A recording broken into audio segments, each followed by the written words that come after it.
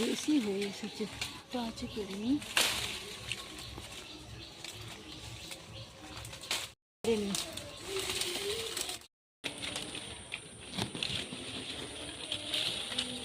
নমস্কার বন্ধুরা, আমার চ্যানেলে সকলকে স্বাগত। গাছ থেকে পেড়ে নিয়ে চলে এলাম একদম পাকা আম। এই পাকা আম দিয়ে আজকে পাকা আমের রসগোল্লা বানিয়ে আপনাদের দেখাচ্ছি। দুটো লেবু নিয়েছি আর দুটো পাকা আম নিয়েছি। পাকা আমের পাল্প বার করে নেব, লেবুটা কেটে নেব। আমি গ্যাস অন করে একটা কড়াই বসিয়ে দিয়েছি। কড়াইয়ে সামান্য একটু জল দিয়ে দিয়েছি। একটু জল দিলে দুধটা কড়াইয়ের মধ্যে লেগে যায় না। 1 লিটার গরুর দুধ নিয়েছি, দুধটা কড়াইতে দিয়ে দিচ্ছি। সমস্ত দুধটা কড়াইয়ের মধ্যে দিয়ে দিচ্ছি। প্রথমে দুধটা ভালো করে ফুটিয়ে নেব, ফুটিয়ে ছানা কাটিয়ে নেব।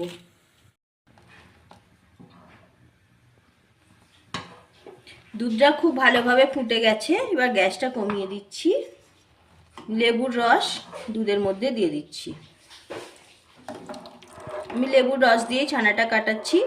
আপনারা চাইলে ভিনিগার দিয়েও কাটাতে পারেন কিংবা ছানা কাটানোর পাউডার দিয়েই কাটাতে পারেন। যে কোনোভাবে দুধের ছানাটা কাটালেই হবে।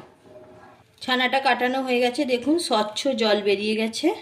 আমি গ্যাস অফ করে দিচ্ছি। আমি একটা সাদা সুতির কাপড় নিয়েছি, ছানাটা ছেঁকে নিচ্ছি।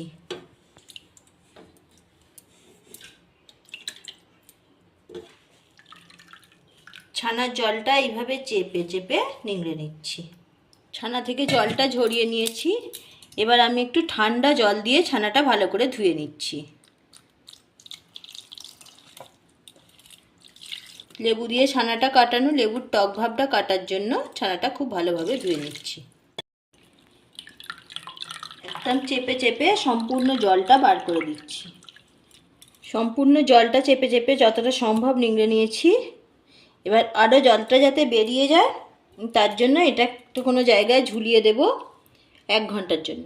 আমের পাল্প বার করে নিয়েছি, এটা ছাঁকনি দিয়ে ছেঁকে নিয়েছি। একটা কড়াইয়ের মধ্যে দিয়ে দিচ্ছি, একটু জাল করে নেব। আমের কালারটা দেখেছেন? দারুণ কালার, খুব পাকা মিষ্টি আম, আম্রপালি আম এটা আমাদের গাছের। গ্যাস অন করে দিয়েছি, আমটা একটু পাক করে নিচ্ছি। বেশিক্ষণ নয়, 2 মিনিট মতো পাক করলেই হয়ে যাবে। হয়ে গেছে আমটা, গ্যাস অফ করে দিচ্ছি।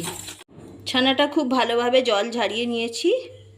আমি ঝুলিয়ে রেখে দিয়েছিলাম অনেকক্ষণ চেপে চেপে নিংড়ে। 1 লিটার দুধে এইটুকু ছানা হয়েছে। এবার ছানাটাকে আমি খুব ভালোভাবে দলে নেব। এইভাবে হাতের সাহায্যে খুব ভালোভাবে দলে নিতে হবে, যাতে দানা দানা না থাকে, একদম মোলায়েম হয়ে যাবে। বেশ কিছু সময় নিয়ে দলতে হবে। হাতের তালু দিয়ে এইভাবে দলে নিতে হবে। খুব ভালোভাবে দলে দলে মেখে নিচ্ছি। দেখতে পাচ্ছেন কতটা মোলায়েম হয়ে গেছে। এবার আমের পাল্প কিছুটা দিয়ে দিচ্ছি। কিছুটা আমের পাল্প দিয়ে দিলাম। আমের পাল্পটা দিয়ে ভালোভাবে মেখে নেব।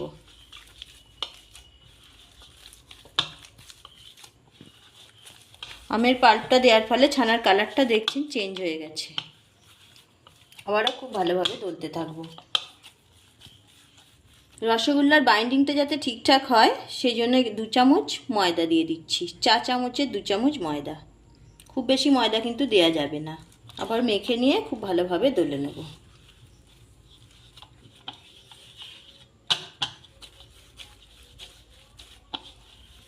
এইভাবে দলে দলে একটা স্মুথ ডো তৈরি করে নেব। ছানাটা একটা স্মুথ ডো বানিয়ে নিয়েছি। এবার আমি রসটা বানিয়ে নেব। একটা কড়াই বসিয়ে দিয়েছি। কড়াইয়ে বাটি মাপ করে চিনি দিয়ে দিচ্ছি। যে পরিমাণ চিনি দেব তার ডবলেরও বেশি পরিমাণ জল দিতে হবে।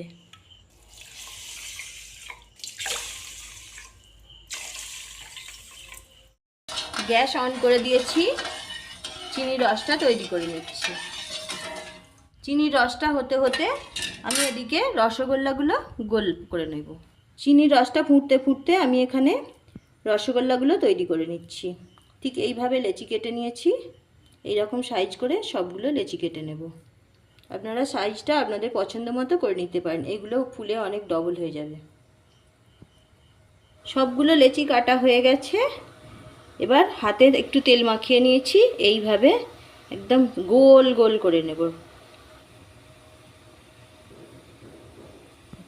এইভাবে প্রত্যেকটা তৈরি করে নিচ্ছি। চিনির রসটা ফুটে গেছে, এবার চিনির রসের মধ্যে আমি আমের পাল্প দিয়ে দিচ্ছি।